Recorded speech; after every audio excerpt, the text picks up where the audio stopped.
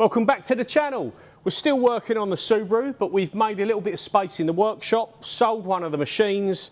So yeah, little update, show you where we're at. So we now have a bit more room. Dog's got her sofa back in a nice position, although she tends to want to lie on the floor because it's really hot today, so she finds it cooler.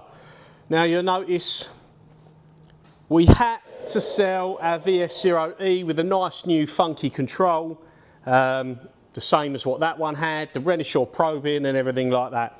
I had a couple of machines up for sale where work's been quiet. This is the one that I fixed up to sell. I've had zero interest in it, but I had someone come along offering the money for the VF0E with the new control and the probe-in, and they wanted it. So unfortunately, times are a little bit hard in that sense, so the machine had to go. The one good thing from that is it's created a little bit more space. And obviously, when I finish playing with the car, there'll be much more space in here. So we're now going to have the VF1 as our second machine for the moment, which is moved in its spot, it's plugged in, it's wired in, and we're still working, doing some plastic blocks. We've got hundreds of bits of plastic to do, which end up making these little threaded plastic blocks, which are just feet for aluminium extrusion. But we're machining all them, so we've got that on the go, but work is still quiet. I'm going to look at having a bit of a change up for work. The one-off stuff and the fabrication, welding of bits and pieces just aren't really working for me. So I'm going to have a sort out, try and get this car gone and out the workshop in the next month. And I'm going to potentially, not so much a change of direction, but we are going to look for some different kind of work. Going to try and push out there a little bit harder and going to try and look for some batch stuff, potentially or probably non-car related work will be higher volumes potentially on the machining side of it. But there's also another avenue of machining that I may look into, but we'll see what happens with that. But I've been speaking to someone, you know who you are, and we'll see maybe if anything comes of it. Not too sure, it's not really my area of expertise, but it could be a possibility. But anyway, we're going to that later. We've still got our little VF2 that we were stripping for parts. Now to make a bit more room, I've stripped all the sheet metal off. I'd sold a couple of drives, but there's a few bits I wanted to still test out and check. So I decided to strip the sheet metal off of it, and currently it's sat here for the time being as a bit of a test machine. So it powers up, it all works. I cut the main support off of here so that I could move it back and have a little dumpy control on here. The cabinet door's still off, and I sold two of the drives and had one left, so I put two of my own spare drives in here to keep the machine running and working. And this is just sat on wood, so for the minute this is just a test mule for me. But it is, obviously it's got the really bad sloppy ball screws all around it, but we're not making parts, we just want to be able to fire it up and check things out. So that's where that one is sitting for the moment. But I admit, as much as that wasn't the machine I wanted to sell, the VF0E, it has created a nice bit of space because it was ridiculous with 4 machines in here. So again, there's all the sheet metal off the VF2 that's going to get scrapped, and I've actually got a ton more sheet metal coolant trays off another VF2 all in there, which at one point I thought, oh, I'll keep this sheet metal just in case I need it. It's been there like 2 years, nobody wants it, nobody's interested, so it's all going to get scrapped.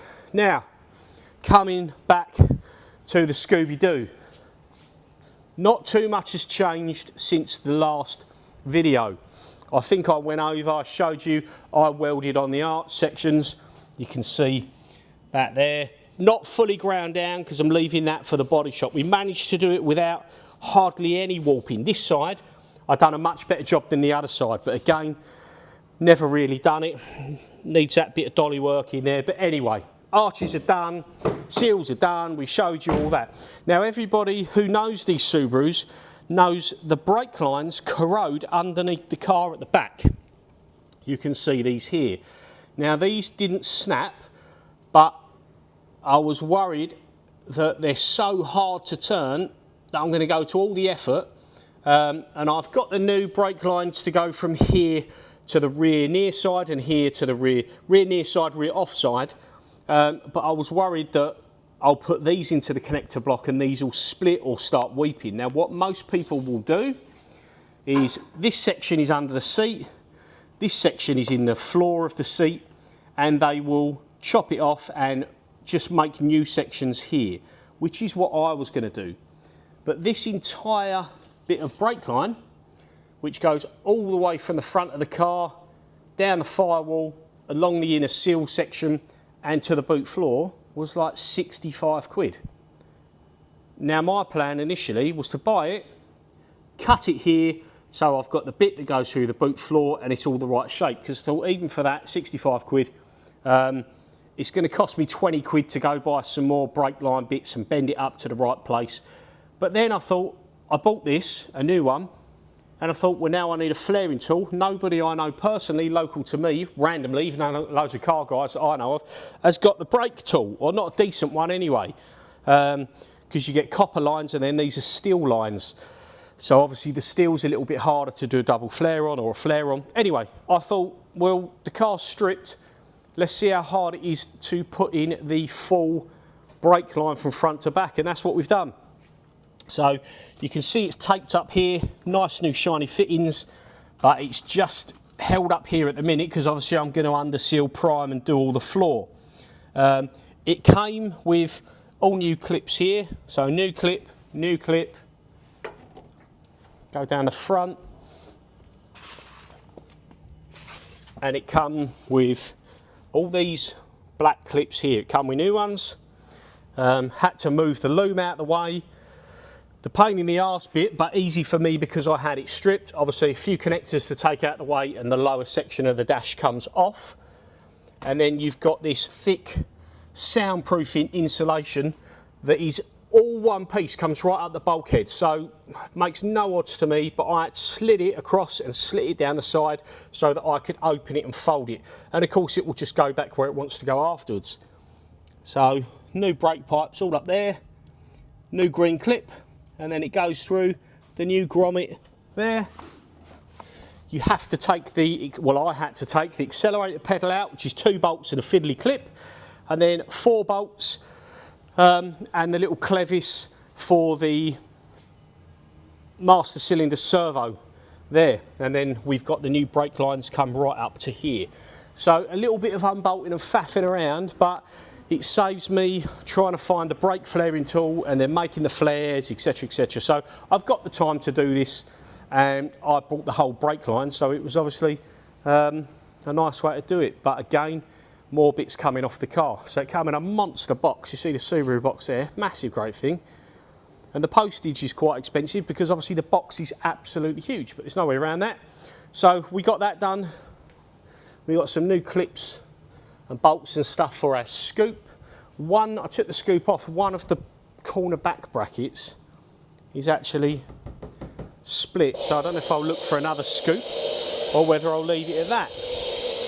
There's the brake master cylinder there, which obviously goes on the front of the big servo, and yeah, not much else going on.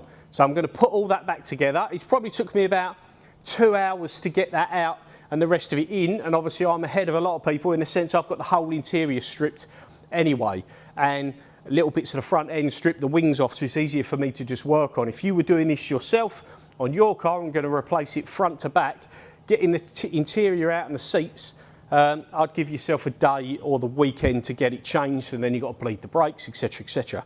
But yeah, the brake lines are all done now, but that is a very common problem, corroding at the back there. But like I say, you could save yourself a lot of effort, just use a little bit of copper pipe, and most people just chop it here and replace that little tiny bit there. But of course, I love to make loads of hard work for myself, so that's what I'm doing.